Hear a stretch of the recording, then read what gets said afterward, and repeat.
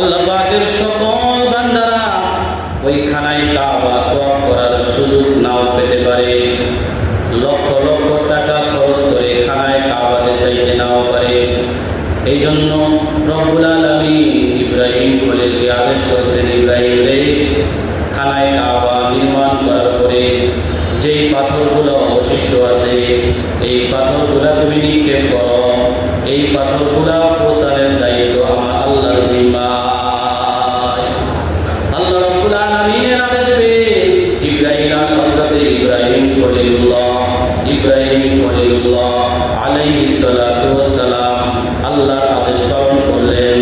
এবং ওই অবশিষ্ট পাথরগুলা নিক্ষেপ করলেন। পৃথিবীর আনাচে কানাচে আর যত জায়গায় মসজিদ দেখা যায়, ইতিহাসের কিতাব কাটলে বোঝা যায়, কোরআন হাদিসকে পর্যালোচনা করলে বোঝা যায়, আল্লাহ রাব্বুল আলামিনের ইশারায় ইব্রাহিম আলাইহিস সালাতু ওয়াস সালামের পাথর সারা পৃথিবীর মধ্যে পৌঁছে গেছে। আল্লাহ রাব্বুল আলামিনের যে সমস্ত বান্দা বান্দীরা গুনাহ মাফ করানোর জন্য খানায় কাবাতে প্রথম করে যদি যাইতে না পারে, নবীর হাদিসের মাধ্যমে আমরা জানতে পেরেছি, যদি কোনো মুসলমান যাদের উপরে জামাতের সাথে নামাজ পড়া বিধান রয়েছে,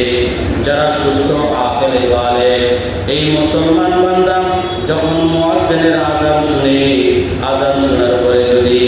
আল্লাহর ঘরে 5 বার হাজিরা দেয়, কয়েকটা নহরের মধ্যে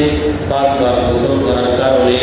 যেরকম শরীরের মধ্যে কোনো ময়লা থাকে না, আল্লাহ রাব্বুল আলামিনের বান্দারা যারা তাহারত অর্জন করে দৈনন্দিন 5 বার আল্লাহর ঘরে হাজিরা দেয়, যারা তওয়াফ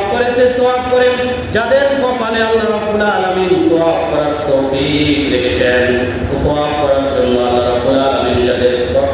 কপালের মধ্যে রেখেছেন, যাদের ভাগ্যের মধ্যে রেখেছেন, ওই লোকগুলা খানায় কাবা তওয়াফ করার মাধ্যমে, সাফা মারওয়া দৌড়াদৌড়ি করার মাধ্যমে, আল্লাহর ঘরের দিকে তাকিয়ে থাকার মাধ্যমে, আল্লাহর ঘরের দিকে নজর দেওয়ার মাধ্যমে,